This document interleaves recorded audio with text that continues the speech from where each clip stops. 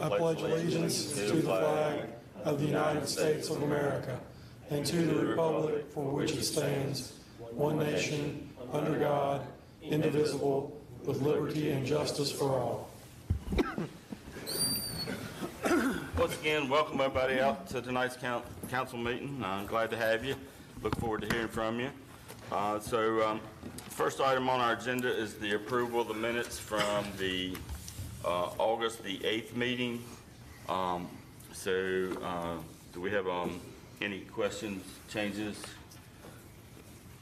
corrections on those minutes? If not, I'll approve those as submitted. All right, next item, report of the town manager, Mr. Warner. Thank you, Mayor Black, members of council. Just briefly, one administrative note. Before we meet again, town offices will be closed on Monday, September 4th in observance of the Labor Day holiday. And that's all I have for tonight, but I'll be happy to answer any questions you have. Any questions for Mr. Warner? All right. Appearances before council. So this is actually, if you've got any, want to speak before council tonight on something that's not one of the two public hearings, we'll open the public hearings on the two rezoning requests in a few minutes. But this is if you've got any other comments you would like to make in front of council this evening, that would be the time. If so, you would just please come up, state your name and your address, and give us your thoughts. So is there anybody that wishes to speak at this point in time? No? Okay. Council comments. Councilman Hartwood, we'll start with you. Yes. First, I want to say to everybody, thank you for coming out. We have a packed house tonight. I actually prefer that over having just one or two people there. And we had a great day today. Beautiful weather. Great things are coming down the pike. And thank you for coming out. Mr. Johansson. I only have one thing that I think is of interest. The National Elks group, the Grand Lodge, has been working on the cemetery above the Elks home, and they have recently repaved it, the road all the way from the barns all the way up to the cemetery. They also are going to light the flag at the top of that cemetery. So I think it's the Grand Lodge is doing some work, and appreciate the fact that they're still interested in what goes on in our area. Right. They're supposed to come here and meet next month sometime and do some other work. Just thought I'd note that. Very good. I just want to give a shout out to all the departments involved in Saturday's Battle of the Bands at Liberty Lake Park. Great event, great turnout, good food, good music. It was a very good event. The weather was very cooperative, not too hot, not too cool, but good car show. Saw some people I hadn't seen in a while, so next year I would encourage everyone to come out and take a look at it. Same thing CG said. I was going to talk about the Battle of the Bands. Thank all the departments for all the hard work they put into it and stuff like that. It was a great turnout. I went to it myself, me and CG and Mr. Black and all those that went through there, and it was a great event that turned out. So, and also I just want to say, you know, this election year has been wow, we have 13 people running this year for council. We must inspire some people in town to step up. This has been a unique year in council, and we have had a lot of tough decisions we had to make for the town of Bedford this year. I've served on city and town council for 11 years, and I've seen a lot over the years and learned a lot.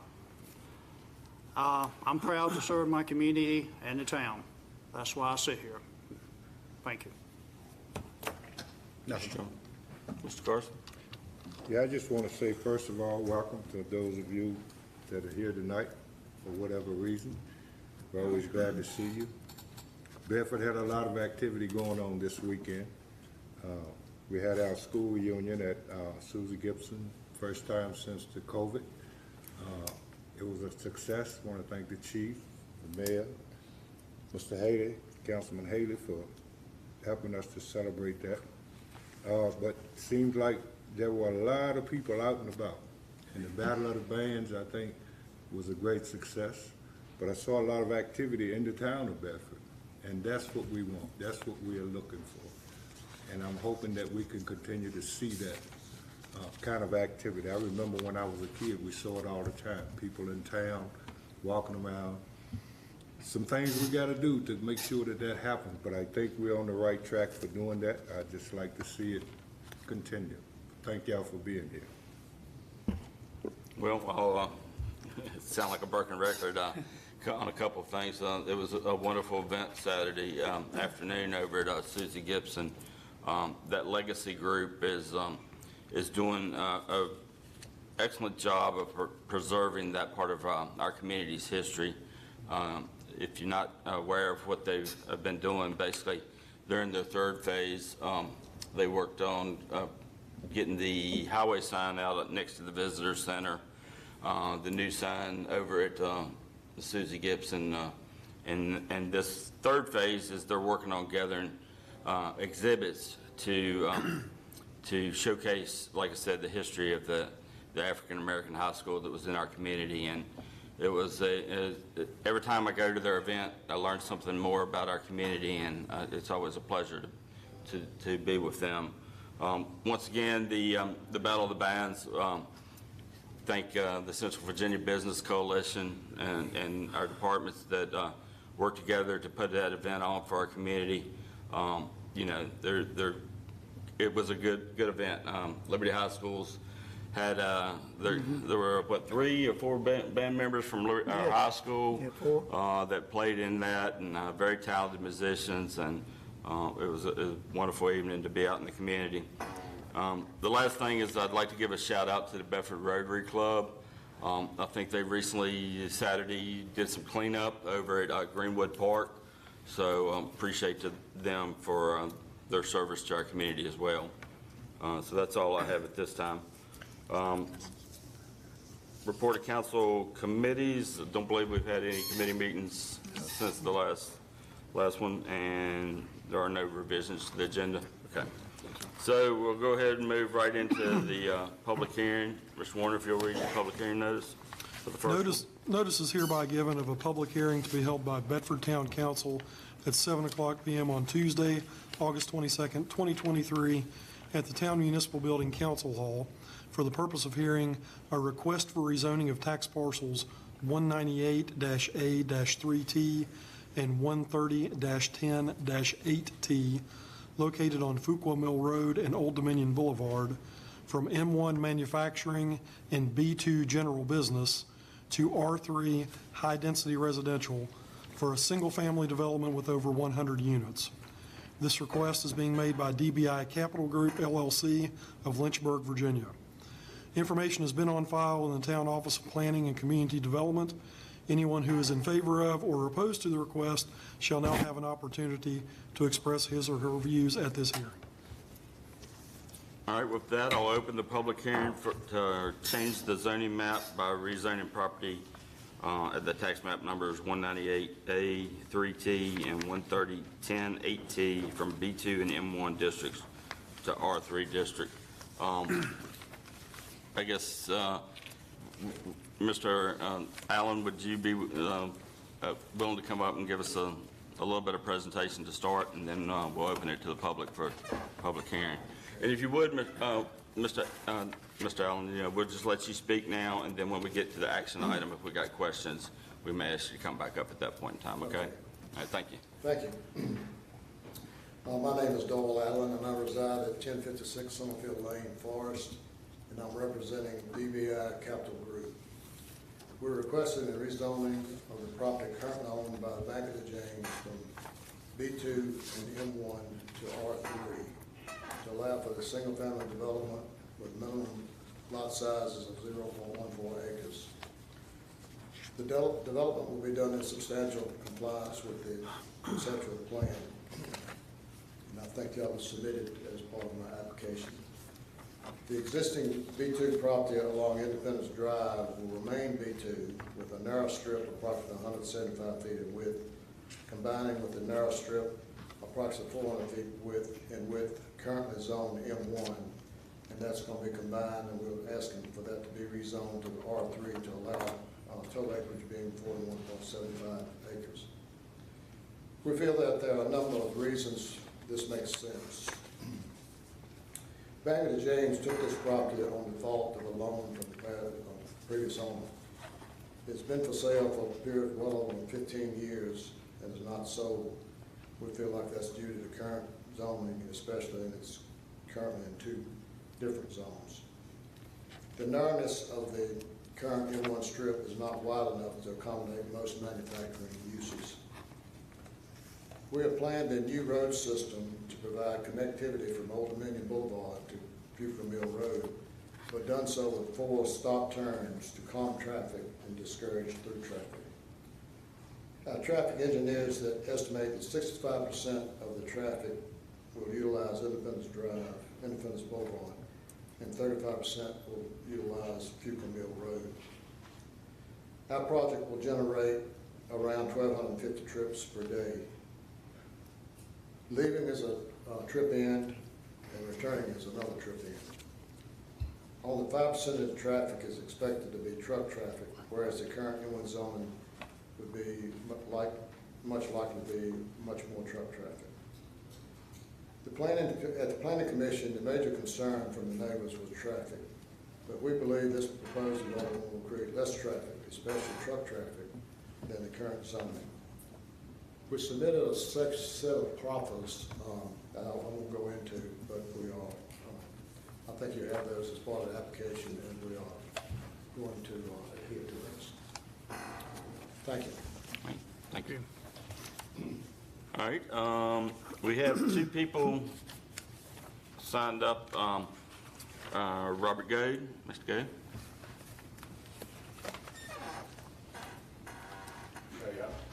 My name is Robert Goode. I live at 1737 Bucher Mill Road, and we are all against this. Tim knows. We had a discussion. He did the last meeting too. The road is coming right in front of my house. All the lights are right in my house. Okay, that's a narrow road. And they put the parking on us. It ruined it. People flying down that road now. Road is not wide enough. We had enough trouble now at Freedom Lane and Larry Street on traffic there. What's going to happen there? That's another thing. And the trees in the town is too low. It's a whole lot of things. It goes against this whole thing. And we do not want it in our neighborhood. The traffic is fine. Then they said they told me give me price of the house, $350,000. Okay, that's it. My land is agriculture. I can't put hogs on the other side of the land in the hayfield there. It don't look there to me. I can't. I don't care if $1 million house or not. It's agriculture, and I own that land. Me and my family. And with everybody down there, first person I talked to, don't nobody want it down there. Does any of y'all want it down there? No. Okay. And that's all I got to say. And that, oh no, another thing. The main entrance is showing it's coming off our road. That's where the sign's at. Y'all look at y'all's map. The sign is coming right in front of my house there. And I thought the main entrance, they said it can be off for Independence. There ain't no sign saying going over.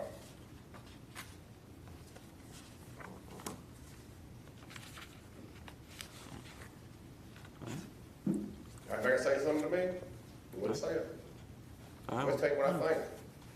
I think I paid everything, I'm all my neighbors think. We all in talk. All right. Right. Mr. Brawley?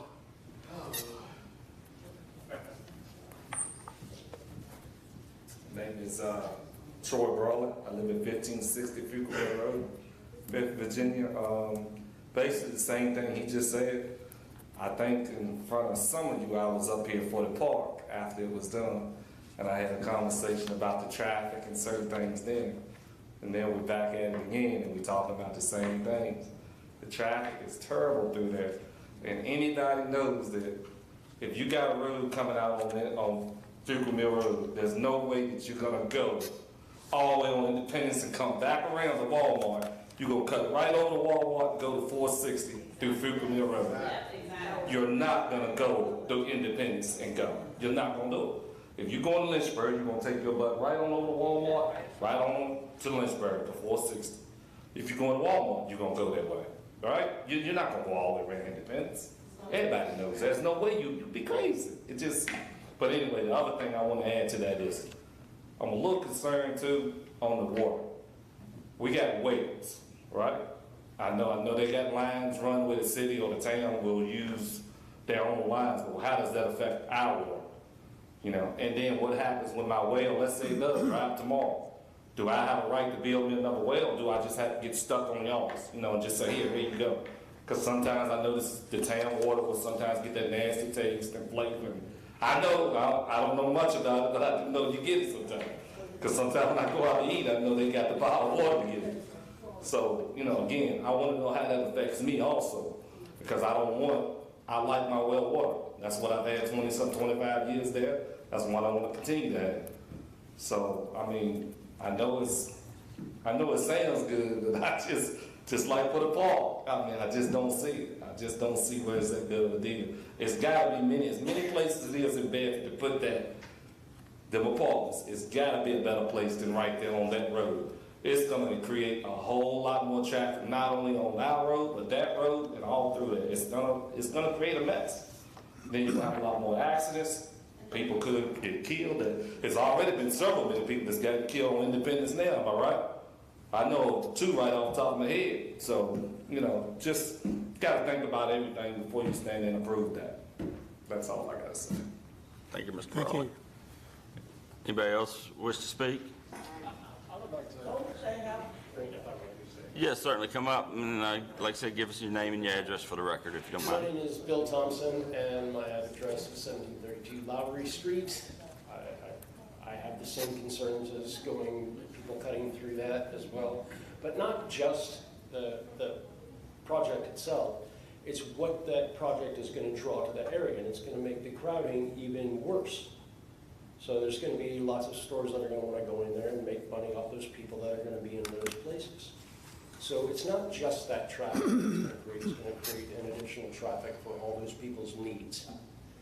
And again, like you said, they're not going to be driving around the town. They're going to be cutting right through there on Lowry, and that's already a dangerous stretch.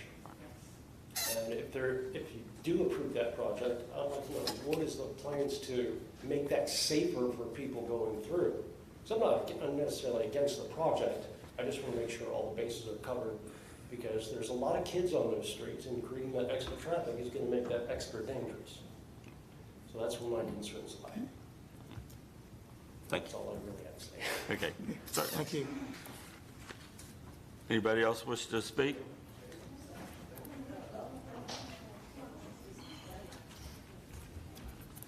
My name is Linda Wright, and I live at 1394 Lowry Street.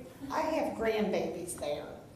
I don't want any extra traffic. It's already bad enough that the people from that pond come up through there flying, because I'm on the corner there.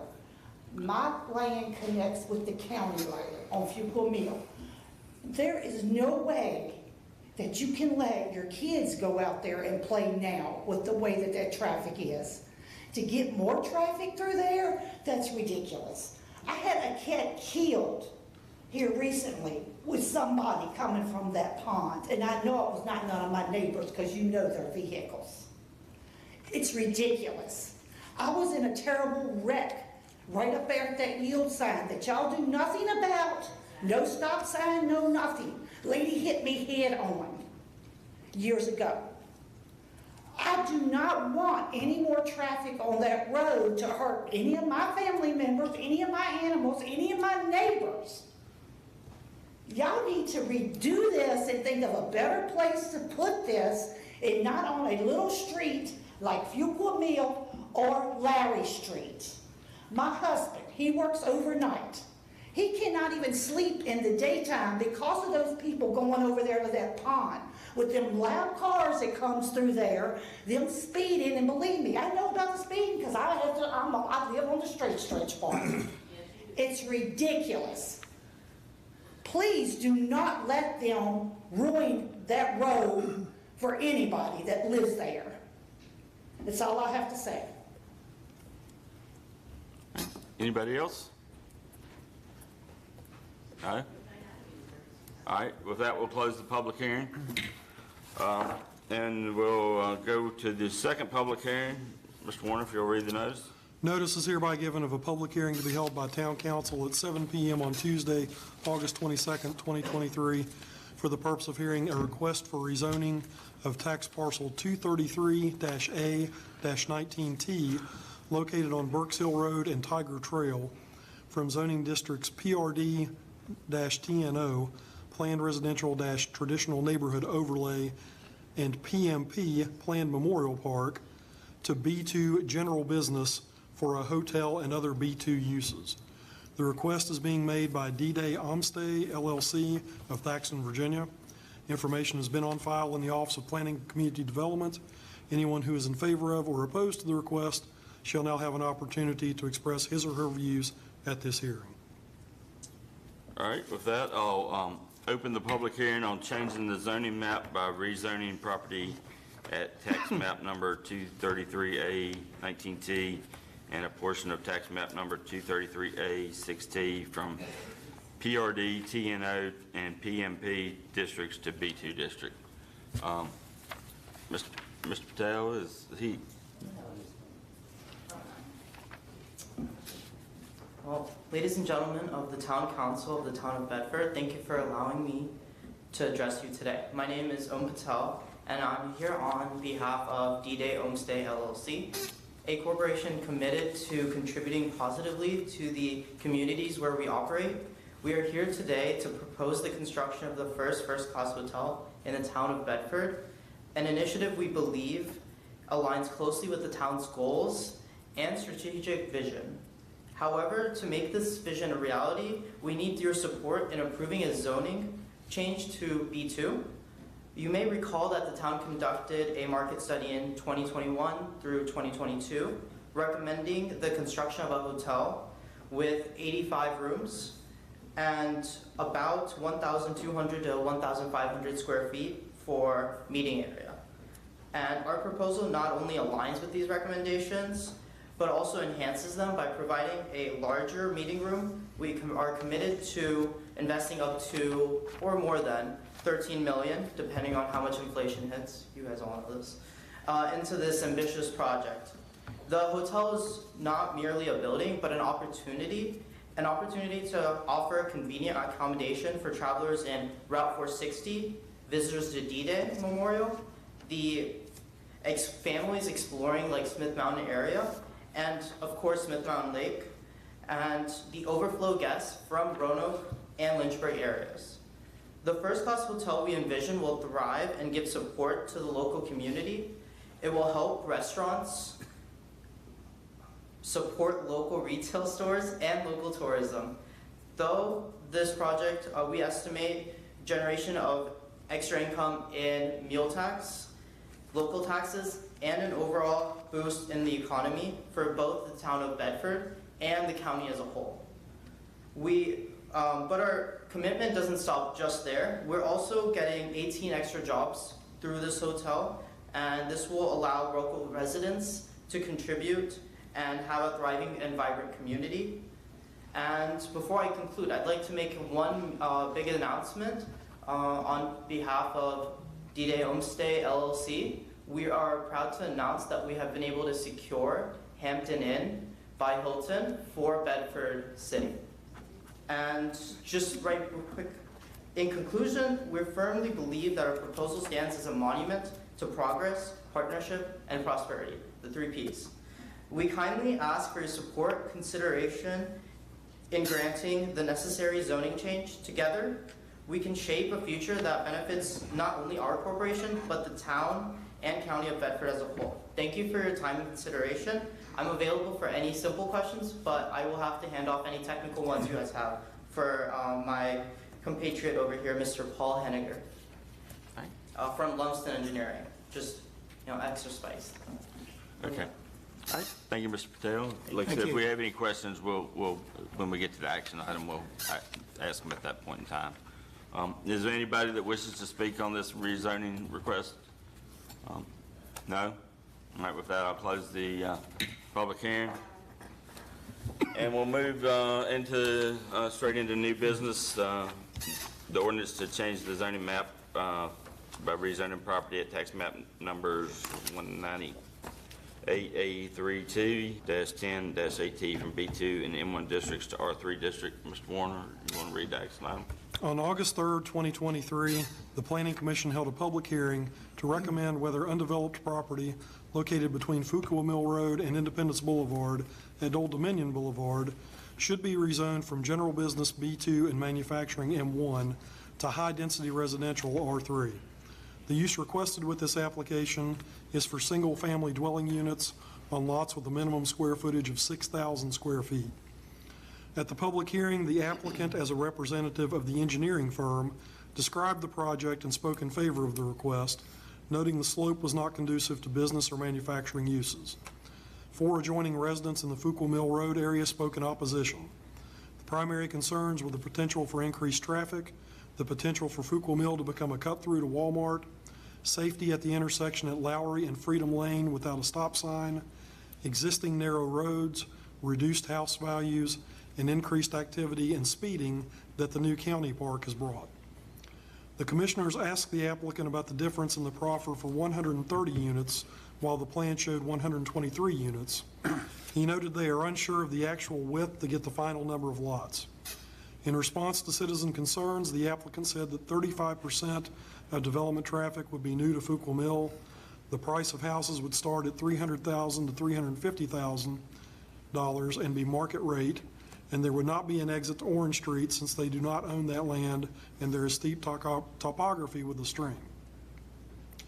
Commissioners commented that the proffers addressed the concern about there being uses greater than single-family houses, that there is a demand for housing, and the revised location of the playground was better than where the first plan showed. A motion to recommend approval of the zoning request for the concept plan dated August 1st, 2023 with proffers passed on a vote of 6-0 with 1 member absent. Tonight, Town Council is requested to consider an ordinance to rezone tax parcels 198-A-3T and 130-10-AT from B2 and M1 to R3 with 4 proffered conditions. All right.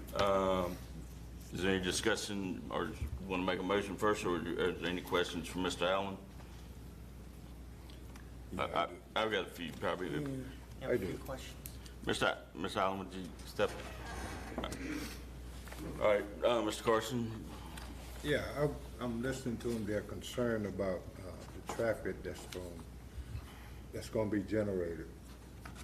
Is it possible, if you do these units, to make it a dead end where you have to go in and come out? Is it possible to do that where all traffic is directed back to Independence instead of a cut through? It's possible for this to be done? Yes, it is. The VDOT and the town, I think, requires connectivity. Right. So they require you to connect the streets through. But we have no objection to not exiting on Fuqua Mill. I'm thinking if we could do it that way, because one thing for sure, there's no question about it, we do need housing in Bedford. We definitely do. I understand their concern about traffic. I understand that. And that road is narrow. It is not that wide a road. I understand that.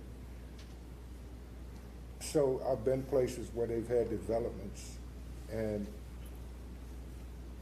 there was a dead end. You turn around and you come back out the way that you went in. If that could happen, it would probably eliminate a lot of these concerns. That's what a reason I asked you that question. I know it's kind of hard to. We have no objection to it. I think that as long as we can meet VDOT's requirements and the town's requirements. Any other questions, Mr. Carson? No.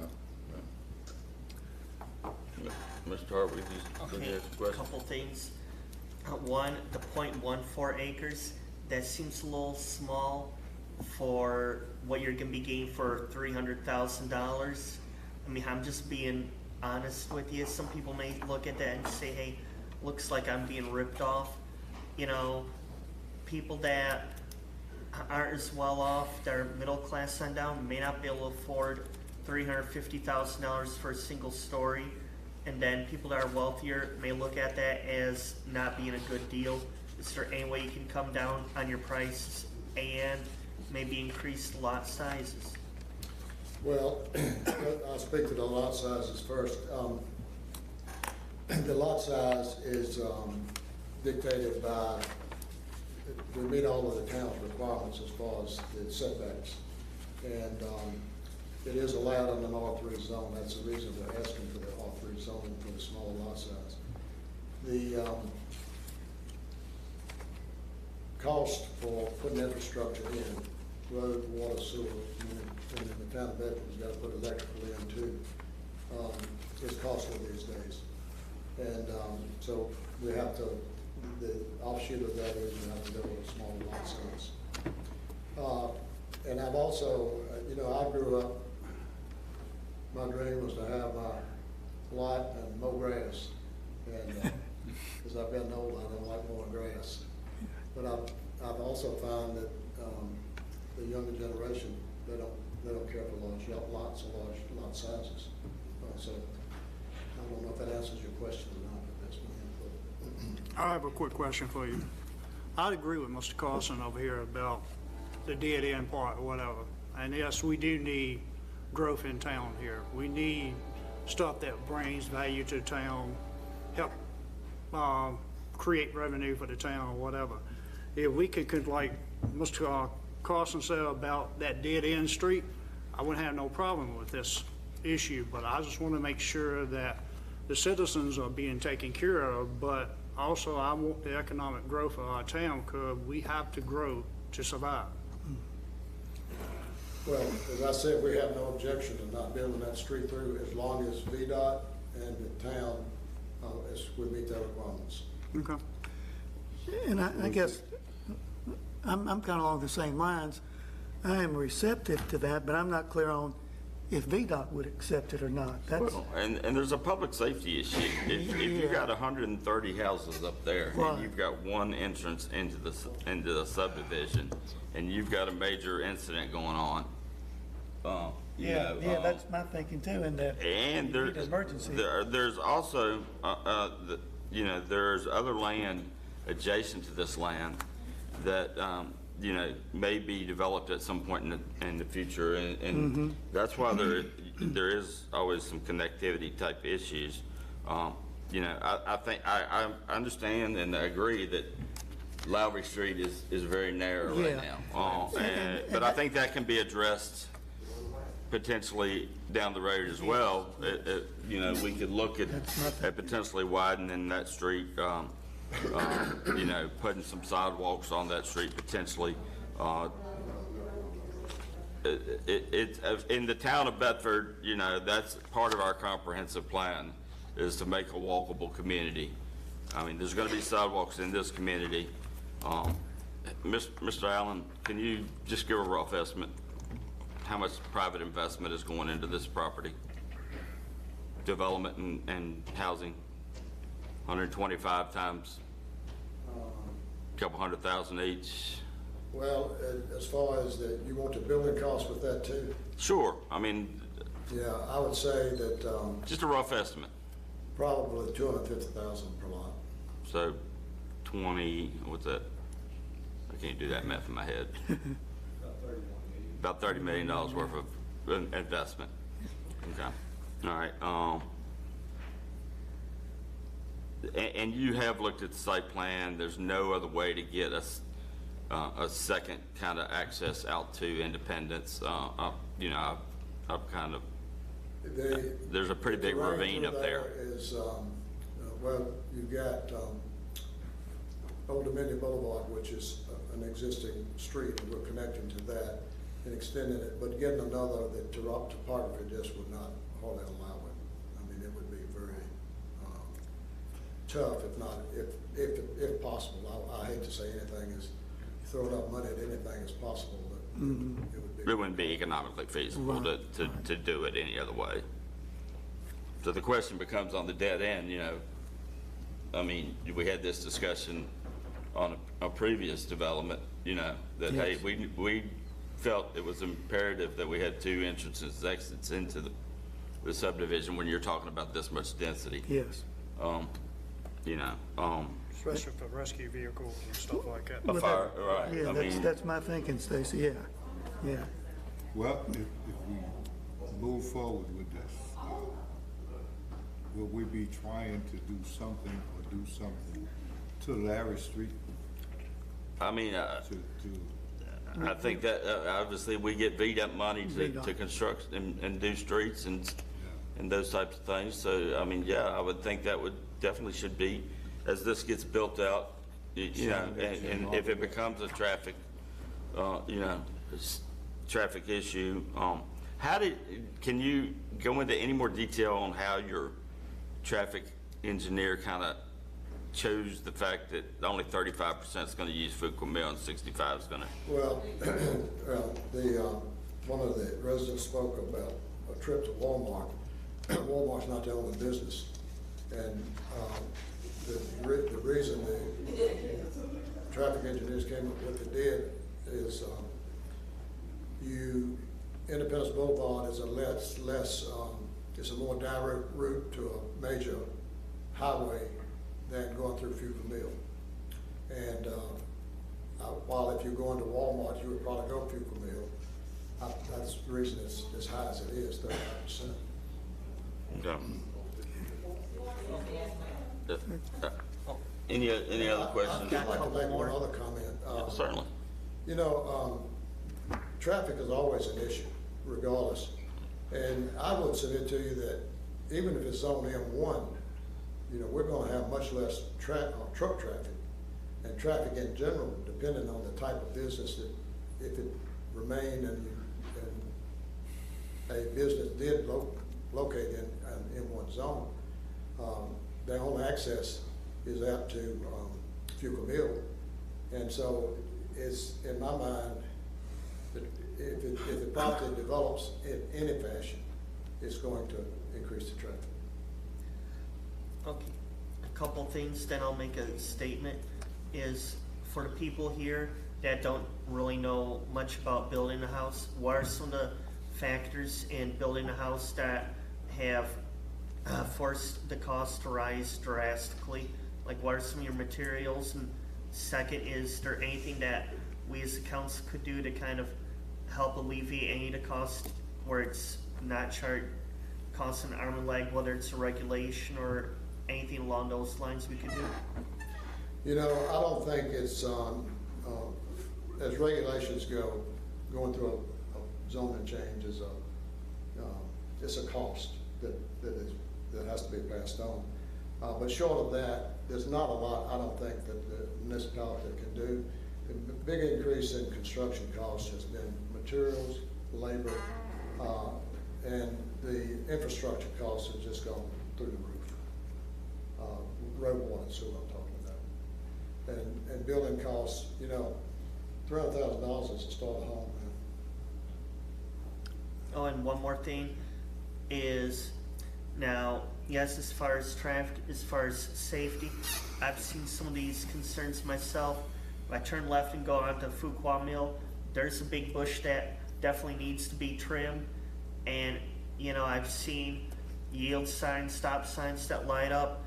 I've even seen over on Burks Hill Road, a sign for 35 miles an hour, a smaller one on top that lights up. You know, personally, we should be able to have a light up yield sign coming off of Fuqua Mill Road. That would make it safer. I'm looking at, yes, we do need development. Yes, we need to grow the town, but we also need to make sure that the residents are going to be safe at the same time. Absolutely. Thank you. Okay. Do you need a more One motion, thing. Mr. Mayor? This thing of the being a pass-through, has there been any consideration for ways to influence folks not to use it as a pass-through, such as speed bumps and that type of thing? Well, speed bumps would have to be approved by VDOT. But we have made 4 turns. To that become a pass-through, you've got to make 4 stop and turns in order to go through there. So there's four separate. Separate turn movements, that's correct. It's not, as opposed to a straight-through road. When will they be stopped? The stop intersection, with stop signs? Yeah, any 90-degree turn, you'll have to make a stop almost. Okay, so they won't be yield, okay. Any other questions for Mr. Allen? No? All right, thank you, sir. All right, we'll entertain a motion, then we can have some further discussion. I'll make a motion, we'll move forward with this project where it was listed in the lane. All right, so we have a motion. We have a second? Second. Second, all right, further discussion? I just want to touch on something related, but there's been some concern about the M1 districts. And I just want to make it clear from council here, we are not looking to remove or eliminate the M1 districts. We need them there. With this growth we're seeing, hopefully we'll get a business, industry, something coming in here that'll put these people to work and keep them here rather than maybe going to Lynchburg, Roanoke, wherever. We need the M1 districts. So there is no intention to do away with them. We will keep them, and those who have those will still have that flexibility at some point. If they do want to change them, certainly they can, but we do need these M1 districts. I want that to be very clear from this council. Even though this one is changed, again, there was a development that presented opportunity for growth here, and that's what we're looking for, growth for the community to, as I keep saying, to move forward and make Bedford a great place to live and increase the population. So, but we are not in any way, shape, or form trying to eliminate the M1 districts. I want to make that clear. Yeah, I'll echo that. That was the biggest heartburn for me at the beginning was the fact that we might be giving up some business development land, some manufacturing land. After going out there and actually spending a good bit of time and kind of looking around at that, I mean, my experience, my background is I spent 25 years in finance and developments, commercial, residential, and everything. So I can kind of understand what topos look like, and you know, this for manufacturing, because the way this land is so narrow and the slopes. I mean, if you haven't been out there, there's a ravine that's probably, I don't know, 30, 40 feet deep or more, with a stream running down in it. So it just wasn't conducive for that type of development. It's some beautiful views up there on the top of that hill. We need residential development. It's someone that's lived in this community my whole life.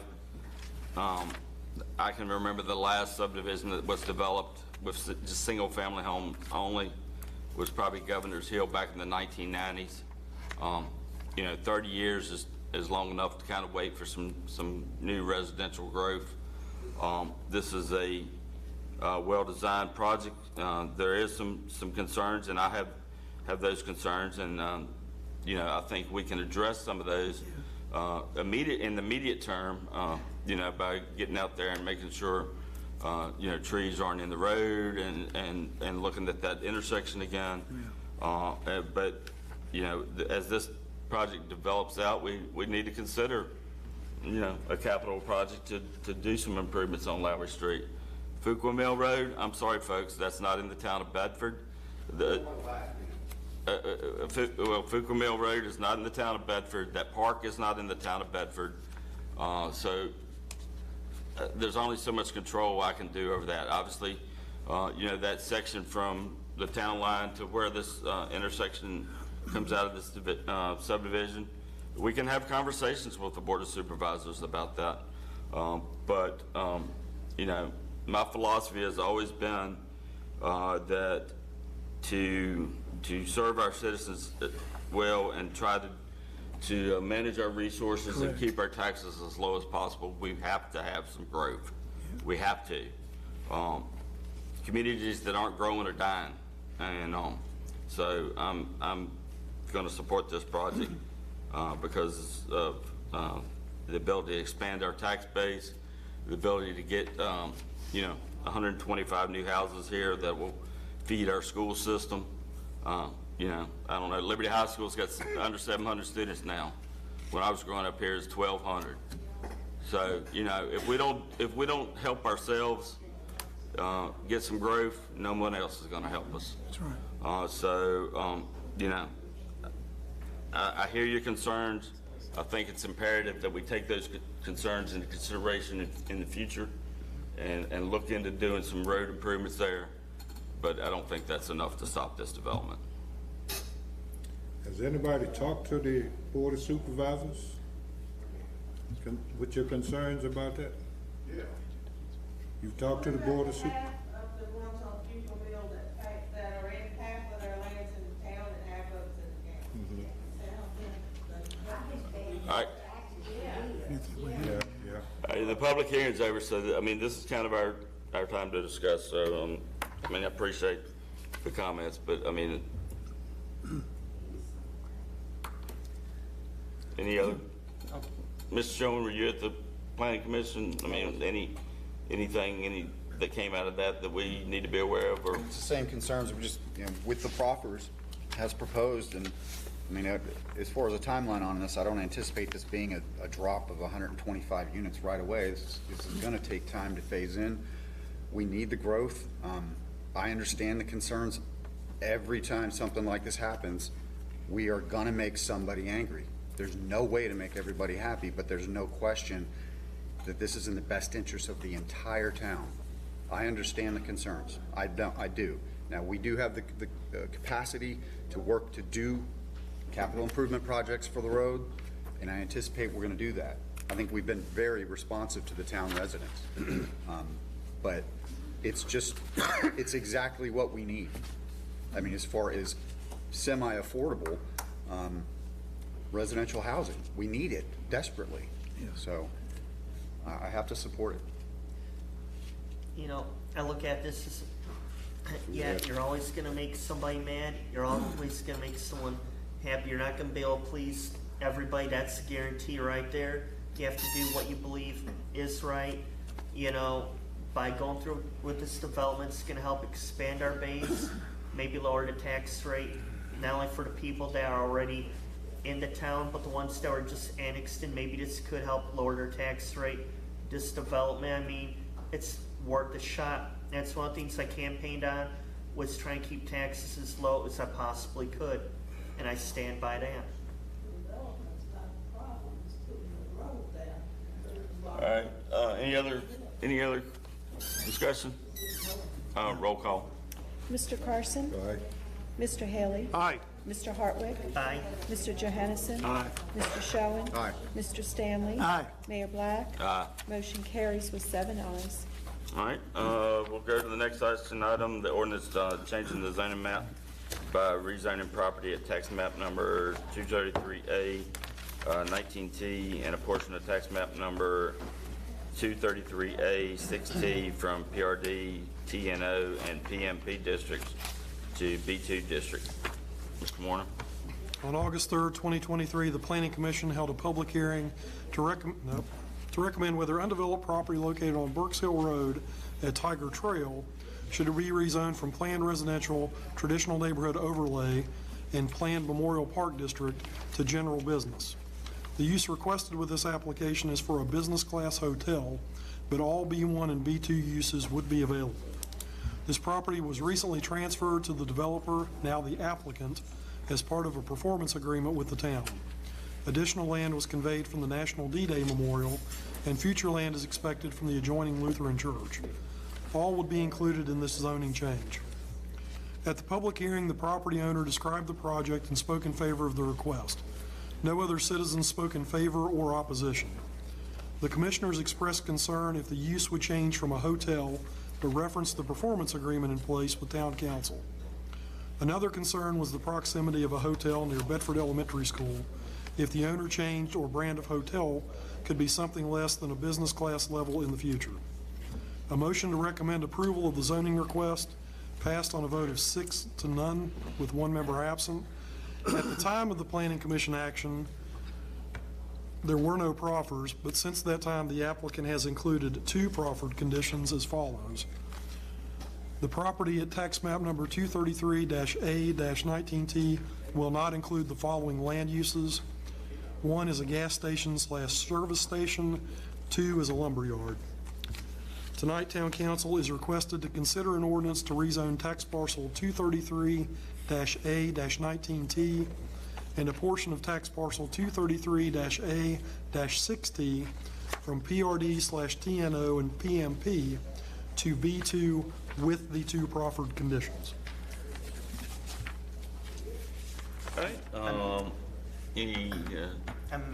Make a motion to consider the ordinance to rezone tax parcel 233A-19T and a portion of tax parcel 233-A-6T from PRD/TNO and PMP to B2 with the proffered conditions. Second. So I'd like to kind of just clarify a few things here. So, and I don't know if y'all had a chance to read the memo from Mr. Lockerbie that was talked about the B2 use. So there are some uses in B2 that, I mean, I think we should at least consider. I mean, he's proffered a couple out, but I don't know if everybody had a chance to review the list of B2. I mean, there's a couple other ones that, I mean, an electrical motor repair shop. I mean, is that something we want on Berks Hill Road? You know, I'm not even sure what, you know, a drive-in restaurant, you know.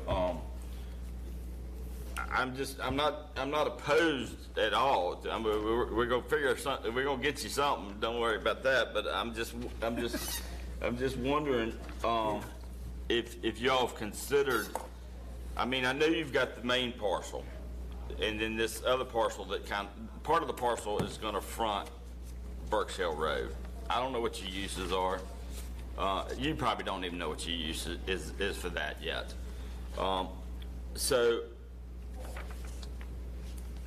the hotel is allowed in a B1 use, correct?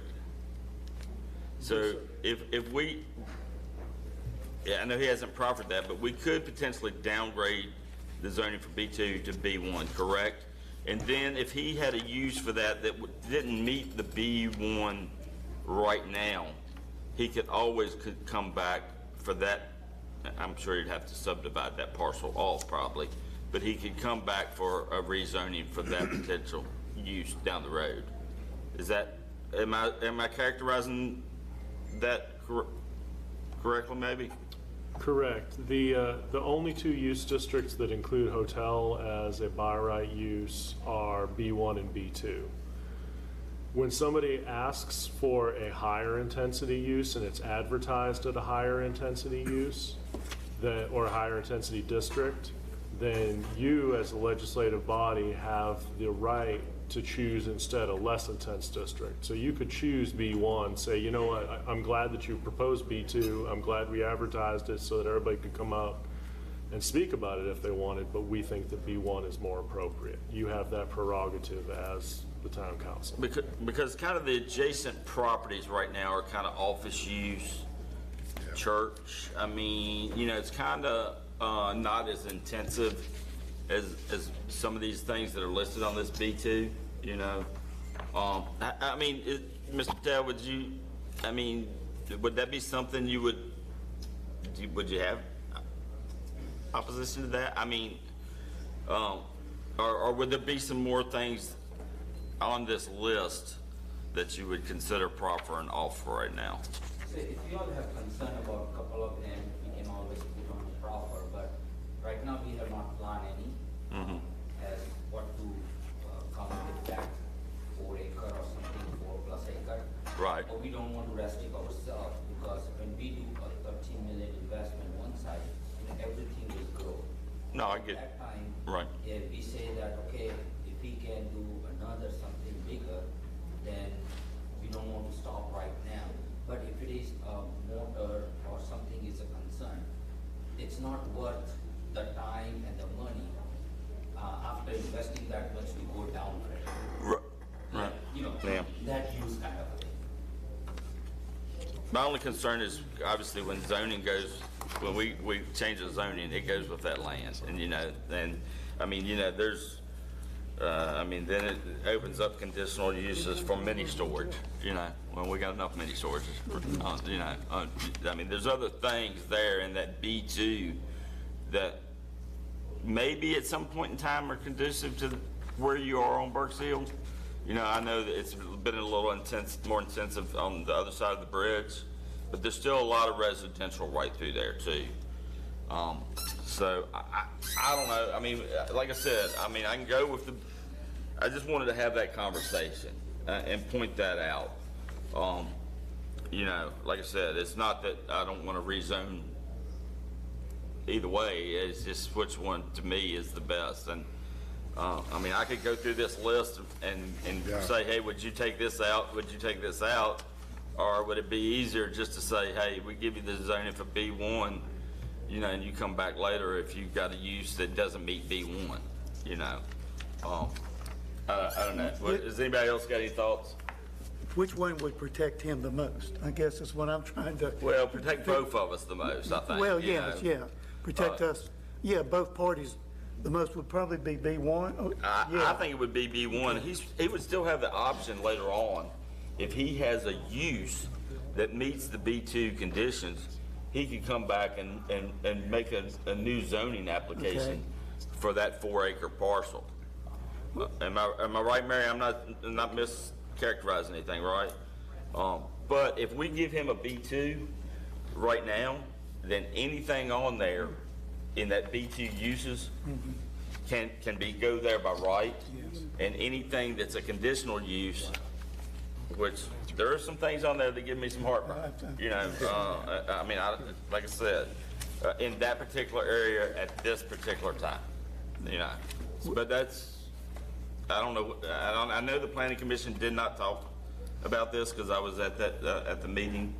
Y'all didn't get into this thought process. I know. Right. I mean, Darren, you've been on the planning commission a long time. I mean, what? No, I get the concerns. I mean, it's just, is it my understanding that you will not do B1? Have you decided that? I try not to, yes. I like to go for B2, and if we have some concern about some proper, I love to have that. So we could go through and add restrictions through tattoo parlors. Right. Permitted uses in automotive, bus and body repair and garages. There's more uses on here that I would probably be opposed to. But that's not something you want in that area. That I would be opposed to. I think that list of things you're going to, certainly, come on, please join in the discussion with us, but there's more things on that list that I probably wouldn't want there. So I understand. So having an investment of that much, and with the window falling towards the D-Day Memorial and one towards the main road or towards a town, we would not like to downgrade ourselves to do something like a garage or a bus shop or things. Then we are asking a clientele who is paying $129 a day to let's just ask for 99 because we are downgrading ourselves. Right. The use would be above and beyond, more like where it can complement the hotel in the sense something more restaurant or anything. But when we say right now things can change, now the trend is changing, people like different things together, bar with this or rooftop things. So we don't want to restrict that right now. But if there is a concern about a motor or a bus, we love to add that on a proffer, and we have given a notarized document, and we can add few more if there is concern on those. Yeah, and I know you like I said, you're investing. You're not gonna do that. But like I said, once we put that zoning on there, it's on there. It doesn't, kind of doesn't go away unless somebody comes and asks us to take it away. That's the only thing is, like I said, I can't predict what's gonna happen 50 years from now. But I mean, Not worried about it. but anyway, I don't know. I mean, It sounds like he's open to further profit. further profit. I mean, so if we go B2, then anything still in the conditional use would have to come to council to get approval. So we really don't have to remove those uses as a conditional use. It's just anything that's a use right. by right Yeah, anything by that right. we have to pull out, right? Is that, which, all right. I mean, so that is,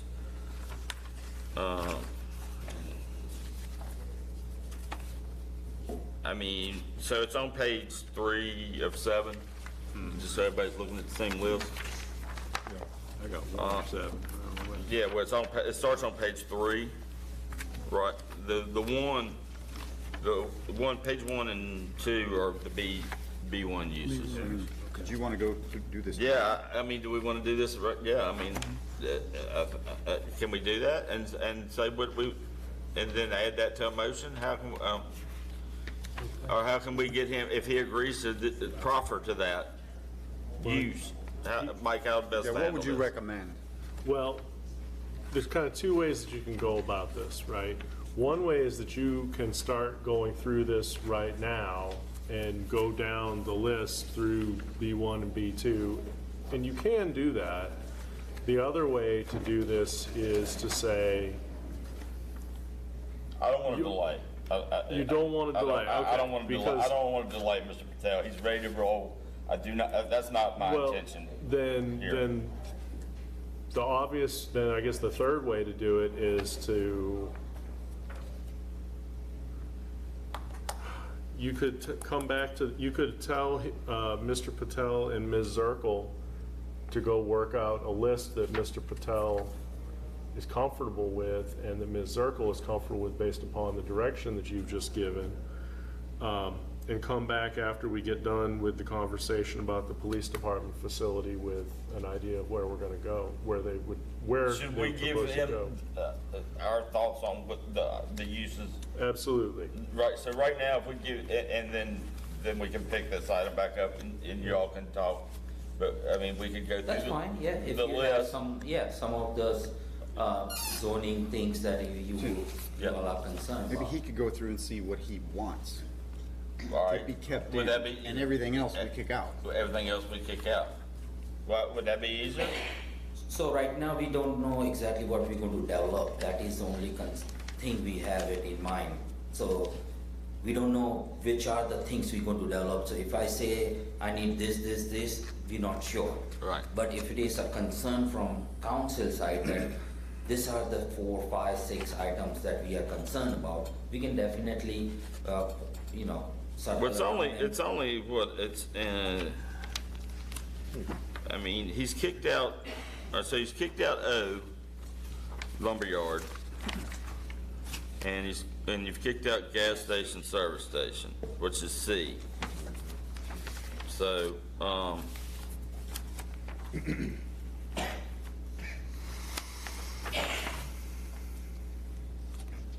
mean, I can tell you my list.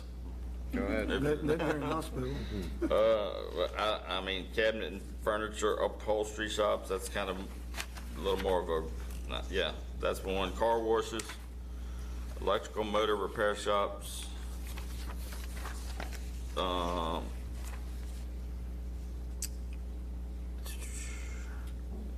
a little torn on drive-in restaurants. I could probably give that, but probably not. And agricultural cooperative retail sales and supplies. I don't think that one's, but it like I said, my list is more than maybe what y'all's list is, or that's why I was going the other direction. But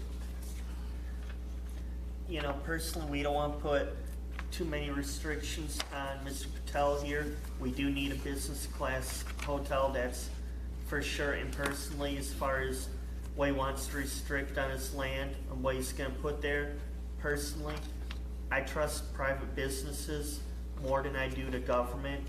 And whatever Mr. Patel says, hey, he wants to put down his, what he doesn't want to put on his land, I'd be fine with that. But as far as my personal standpoint, I'm ready to say yes. Let's get ready to rock and roll and get that hotel built. See, the suggestions Tim made, Mary, you guys talk and see what we can agree on. yeah, That's not fair? is that so? And then we'll come back and kind of take this out. Okay. Just see if there's any more you can add, you'd feel comfortable adding there. Yeah. All right, thank you. All right, so next item, So do we need to table this, or? no, they're gonna chat and see what he willing to maybe offers, proffers. So next item is the discussion of the police facility. So obviously, Bart, I don't know if you want to start, you want me to start, but you know, this has been a capital need that we have been looking at for, I would say, 3-4 years now. We've gone through the process where we put out an RFP to hire some consultants to, you know, get a concept plan for what a police department may look like, to do what's called a space needs analysis to figure out what they need, for not only now but for the future.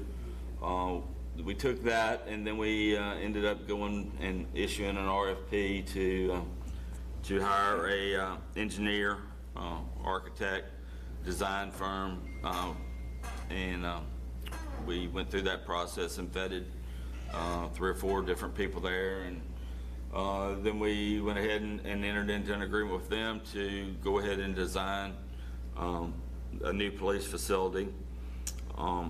At that point in time, the agreement we reached with them was that we would get them to design up to 50% build out, give us some good numbers on what it was going to cost to build this facility that we were looking at. We did that. We've reached that point, and we got some numbers of about $10.5 million in construction and development costs. At that point in time, because we had asked for that break in the contract to see how we would afford that, we went out and issued an RFP to hire and got 3 or 4 responses to hire a financial consultant to look at our financial picture, our not only our capacity for debt, but the ability to support cash flow and how we would pay for this and what financing would look like and all that good stuff. And we got that report we hired Davenport and Company and got that report, and to be perfectly honest, it was very eye-opening. Yes. You know, so here's where we are. You know, we kind of got a feel for what this project's going to cost. We got a feel for whether we can afford that or not. There's no doubt it's a need for this community. You know, like I said, I spent 30 years in finance and looked at a lot of loan applications, and we definitely have room from a debt load to take on a loan for this. But the ability to pay that right now is, in my opinion, not there. I hate that's where we are, but that's the reality. You know, it would take a substantial tax increase, which I'm not comfortable putting on our citizens right now. No, we don't want to do that. So, you know, I think Bart and the chief and they've been working to come up with some temporary solutions. You know, whoever's on this council is, you know, the need's not going away. It's a timing thing. I mean, interest rates are too high. And that's driving up the amount of debt you can carry. So, I think at this point in time, us taking on our fiscal responsibility to this community, we almost have to put this on hold. I would tend to agree with you. I think we're going to be out of debt by and large in a couple of years, and that may be a better time to go into this. Now, I know our police officers are stuck in 4,000 square feet, which is almost a lunchbox for 25 or 30 people, but we have found some ways to give them a little more space. But I have to agree with Tim that we just don't. We don't. When you have to raise taxes 6 or 7 cents on 100, that's a lot of money. Right. And I think we'd be better off holding off until we get out of debt, and then really. We had one citizen came in and basically told us that at one point, if you'll remember. Obviously there needs to be a concerted plan of okay, how do we kind of figure out a way to save and be able to put a little more cash into this project. That's I really future think discussions, but and I tend to agree in that I'm still very totally committed to this. We need it. It's been a need for quite some time. I mean, this police station back here was built, I think, around 68 with 7 or 8 police officers. And now we have, 23 or so, 4. So they've outgrown it. But I think the Davenport report was a culture shock. It hit us between the eyes. And we realize right now we just cannot afford it. Now, in a few years, maybe when interest rates come down, if possible, it may be more affordable. I am committed to some sort of new police building and station. We probably will have to review just what we want, what we can afford, but at the same time, I am very committed to that. I want to see it happen at some point, but I do think right now it's just not feasible and just not anything that we can afford. I really don't want us to see us have to choose between possibly increasing some of their salaries or having a police station. That is not a choice. Yes. Our guys need to be paid a little bit better than they are, and that's been I'm adamant about this. So I do want to see it happen, but it's just going to take a little longer than what we anticipated. Okay. A few things. One, while I do support our men and women in the blue, the police, however, we also got to look at it this way. We can't really afford the police station right now. The other thing we got to look at is some money that we're getting from the county, $750,000 a year. That's going to disappear in a couple of years. We're going to have to look at, hey, what kind of cuts are we going to have to make to prevent taxes from going up? Because we are losing that $750,000, and that's definitely one of my biggest concerns, is that right there. We have to keep taxes low, and if we ever have a chance to cut them, we need to do it. That's what we need to do. We need to focus on what happens when that $750,000 goes away, because that is going away in a couple of years, whether we like it or not, and we need to be prepared for when it does go away.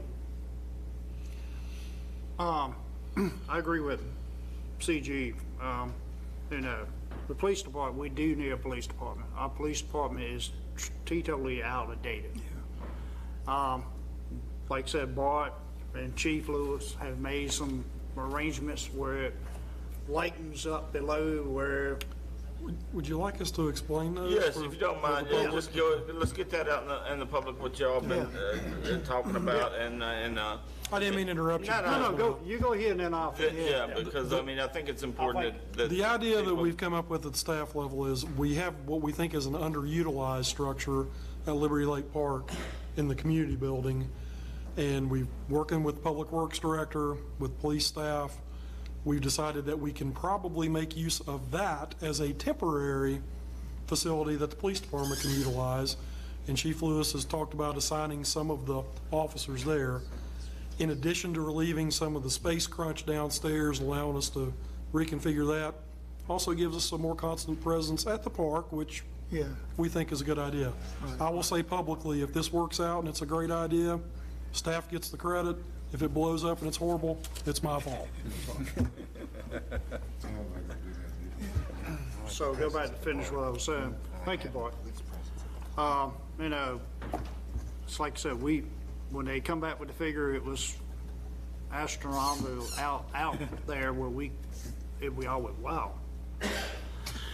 And, you know, we want to take care of our town, we want to take care of our officers, we want to take care of our employees. So, like I said, when we get out of debt, and maybe a couple of years from now, might be a better time to look at what we can do and what direction we can go in.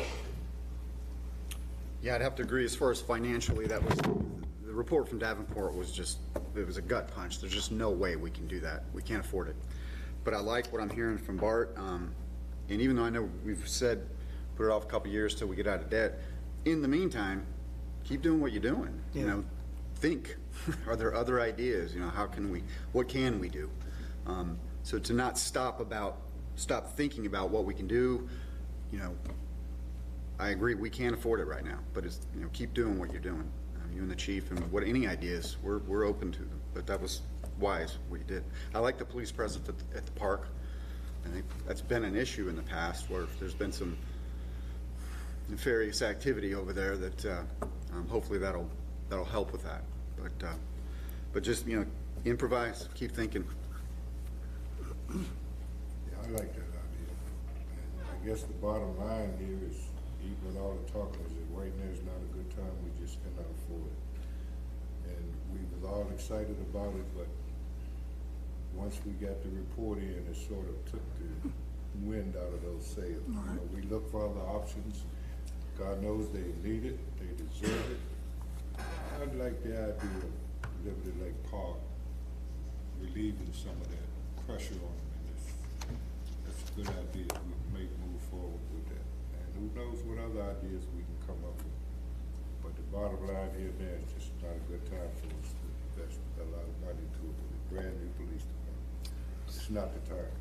So, Mr. Lockerbie, from the, let me ask this question, from the contract we've got with Wiley & Wilson right now, one, do we need to give them notice that we're not going to move ahead with the design process at this time? Or does that need to be an action item? And this was a discussion item tonight. Does that need to be an action item at the next council meeting? Two, if at some point in time we do pick this project back up, will we be able to go back to them to continue the design process, or will we have to go back out to bid with somebody else, or put it back out to bid? Well, the contract is structured such that there are separate notices to proceed to move to the next phase. Right.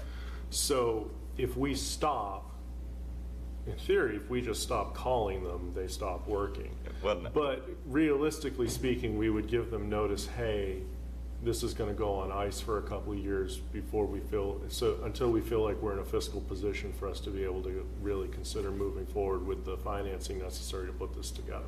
Right. As to your second question, this is more a matter of experience, and I would ask, you know, Bart or Mary to chime in if they have thoughts about this as well.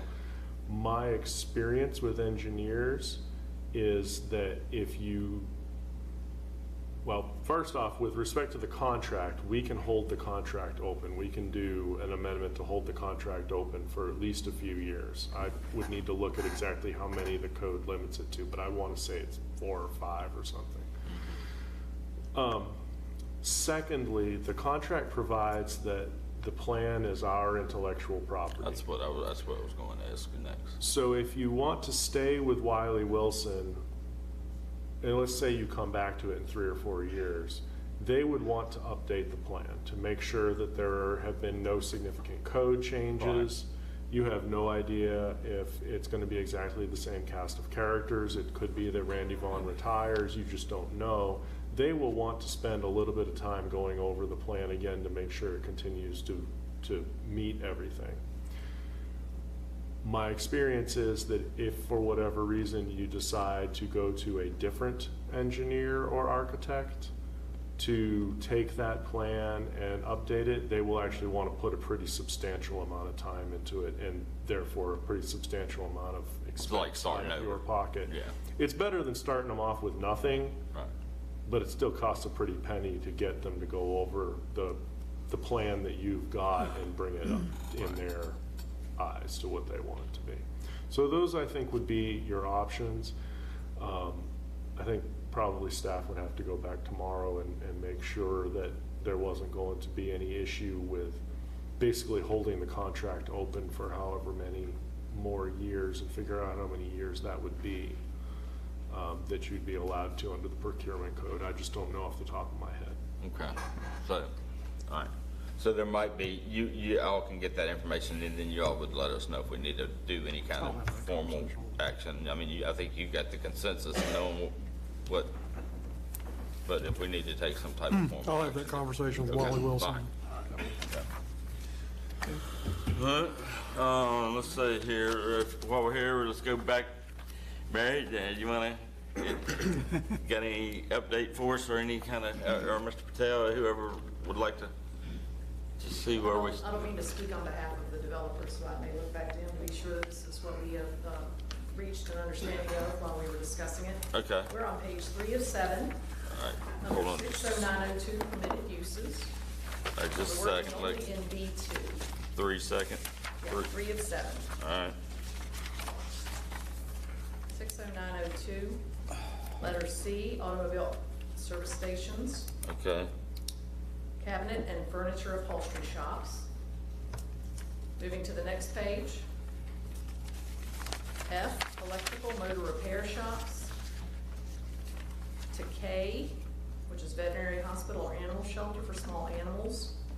okay, And down to letter N, agricultural cooperative retail sales and supplies. And lastly, letter O, retail sale of lumber and or building materials and supplies stored on site. so he's willing to add those to section 2 of the ordinance to remove those uses, is that correct? Is that? I'm sorry. So on your section 2 of our ordinance where it says the following profit condition is accepted, the property will not include the following land uses. So those ones, I just want to make sure the ones you just went through, those are the ones we'll add to this ordinance, so that, and that would be what we would need to make them.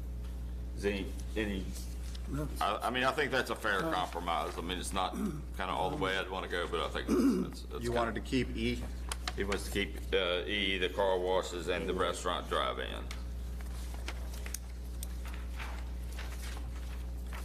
Which doesn't mean a car wash is going there, it's just. Yeah. That's right, yeah. We'll keep it because in Roanoke, there are so much development going with the car wash, so. There's no way to move those to make those a conditional use as a proffer, is there? This process. It's under permitted. Yeah, I know. No, but you never know in the future whether it might make it a CUP use. Yeah, well, exactly. Okay, all right. Yeah, with the zoning rewrite. Okay. All right. All right. I'm okay with it. Any other concerns? All right. So, did we have a motion? We did have a motion. Councilman Harwood made it. I think with the proffers as presented by the developer. Right. Do we need to amend the motion, Mike? To add the Probably new need to proffers? define it. How about we make it absolutely clear? How about, in order to make it absolutely clear, who was it who made the initial motion? Was it you, Mr. Hartwick? Mr. Hartwick, you're amending your motion to include those additional uses that were just proffered out as being in the subsection or section 2 underneath within the ordinance? Yes, I am. And who was the seconder? Mr. Haley, do you agree to that amendment? I agree. All right.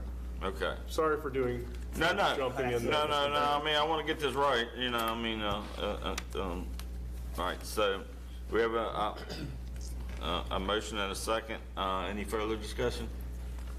All right, roll call. Mr. Haley? Aye. Mr. Hartwick? Aye. Mr. Johansson? Aye. Mr. Schoen? Aye. Mr. Stanley? Aye. Mr. Carson? Aye. Mayor Black? Aye. Motion carries with 7 ayes. All right, when's the dirt start turning?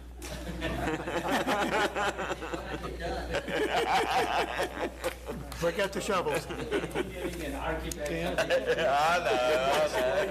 Get a flashlight. Congratulations. Thank you, thank you. Yeah. January 2020. Okay. If we can get that going, and hopefully weather next by February. Okay. Okay, good deal. Good deal. Well, thank you for working with us, and Thank you. like I said, look forward to it. Yeah, we appreciate it. All right, let's see here, next item, I think, and we can do this all in one motion. Mr. Lockley, to go into closed session under all three? Yes, you may. Yes, sir. All right, so, we need a motion to go into closed session, under, pursuant to section 2.2-3711A29 of the Code of Virginia of 1950 as amended for discussion of the award of a public contract and the terms and scope of the contract where discussion in an open session would adversely affect the bargaining position or negotiating strategy of the public body regarding Bedford Middle School. And then we need, in the same motion, closed session pursuant to section 2.2-3711A3 of the Code of Virginia of 1950 as amended for the acquisition or disposition of publicly held real property where discussion in an open meeting would adversely affect the bargaining position related to a public park, and closed session pursuant to section 2.2-3711A8 of the Code of Virginia of 1950 as amended for consultation with legal counsel regarding animal control. So moved. So, so we got a motion. We have a second. Second. So we got, we're going into closed session. Is anybody here from the EDA? Was Dave not here? Okay. No, we'll need Ms. Zirkle and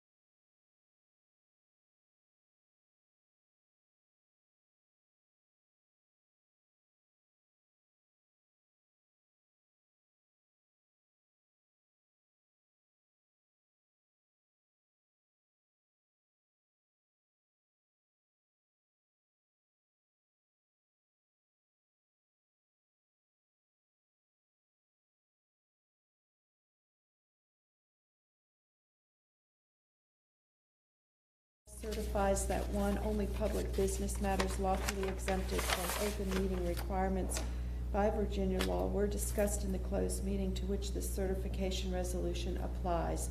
And 2, only such public business matters as were identified in the motion convening the closed meeting were heard, discussed, or considered by the council. So moved. Second. Roll call. Mr. Johansson? Aye. Mr. Schoen? Aye. Mr. Stanley? Aye. Mr. Carson? Aye. Mr. Haley? Aye. Mr. Hartwick? Aye. Mayor Black? Aye. Motion carries with 7 ayes. Hey, meeting adjourned. All right.